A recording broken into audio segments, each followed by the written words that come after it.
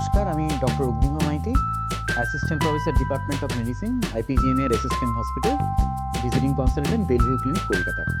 Diabetes আর hypertension অনেক সময় কিন্তু অ্যাসিমটমেটিক থেকে যায়, কোনো রকম সিমটম থাকে না, তাই অনেকে কিন্তু এটাকে নেগলেক্ট করে।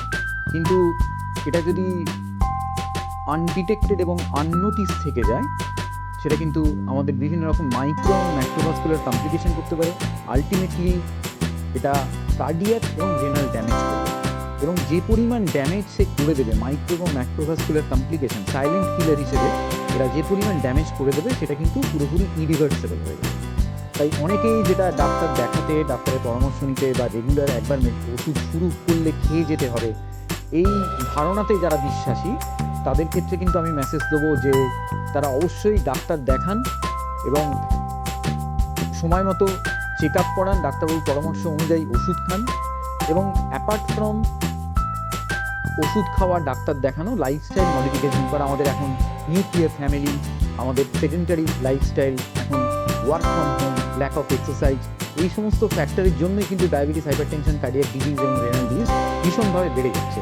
তাই apart from medicine, lifestyle modification এবং ডায়েটের একটা ইমেন্স রোল আছে। এবং যেটা আমরা দেখা যাচ্ছে যে একটা ল্যাক অফ এক্সারসাইজের জন্য, যেটা ইন্ডিয়ান পপুলেশনে আমাদের যেটা দেখা যায়, যে অনেক সময় বডি মাস ইন্ডেক্স কিন্তু তার নর্মাল, কিন্তু তার অ্যাবডোমিনাল ওবেসিটি হয়ে গেছে। অ্যাবডোমিনাল ওবেসিটি, যেটা বেলি ফ্যাট, সেটা কিন্তু আমাদের ক্ষেত্রে মারাত্মক। এটা কিন্তু ইনসুলিন রেজিস্ট্যান্স করায়, এবং অ্যাবডোমিনাল ওবেসিটি বা বেলি ফ্যাট যখনই হয়ে গেল, তার কিন্তু বিভিন্ন রকম এই কার্ডিয়াক ডিসঅর্ডারের চান্স ভীষণভাবে বেড়ে যায়। কিছু কিছু ক্ষেত্রে লিন অ্যান্ড থিন পিপলেও কিন্তু আমরা দেখছি অ্যাবডোমিনাল ওবেসিটি একটা ভীষণভাবে কনসার্ন।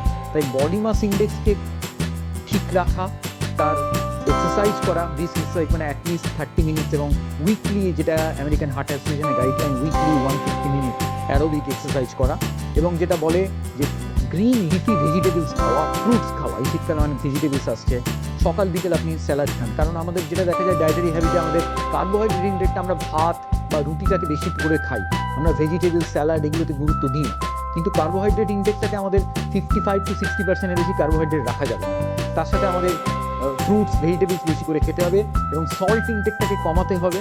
পুফা, যেটা আমরা বলি যে স্যাচুরেটেড ফ্যাট, মাখন, বাটার, ঘি, চিজ, প্রসেসড ফুড, এগুলোকে কমিয়ে, ভাজা জিনিস এগুলোকে কমিয়ে, যেটা পলি আনস্যাচুরেটেড ফ্যাট ইনটেকটা, যেটা ওমেগা 3 ফ্যাটি অ্যাসিড থাকে, যেটা কিছু কিছু সামুদ্রিক মাছে থাকে, বিনসে থাকে, আলমন্ডে থাকে। তাই পুফা ইনটেক কিন্তু পলি আনস্যাচুরেটেড ফ্যাট ইনটেক আমাদের বাড়াতে হবে। এবং সবসময় আমাদের মনে রাখতে হবে যে prevention better than cure. Diabetes, hypertension control করে হার্ট, কিডনিকে আমরা ভালো রাখবো, এবং আমরা আনন্দে থাকবো, আমরা যোগা করব, তাতে আমাদের স্ট্রেস হরমোন লেভেল কমবে, এবং আমাদের যেটা হয় যে এক্সারসাইজ করলে আমাদের করোনারি সার্কুলেশন অনেক বেটার হবে, অ্যাঞ্জিওজেনেসিস হবে, বডিতে ইনফ্ল্যামেশন কম হবে। তাই apart from medicinal intake, blood pressure, ডায়াবেটিসকে ঠিকমতো কন্ট্রোল রাখা, ওষুধ ঠিকমতো খাওয়া, রেগুলার হেলথ চেক আপ করানো, ডায়েট ফলো করা, এবং ব্রিস্ক ওয়াকিং করা, এবং আনন্দে থাকা।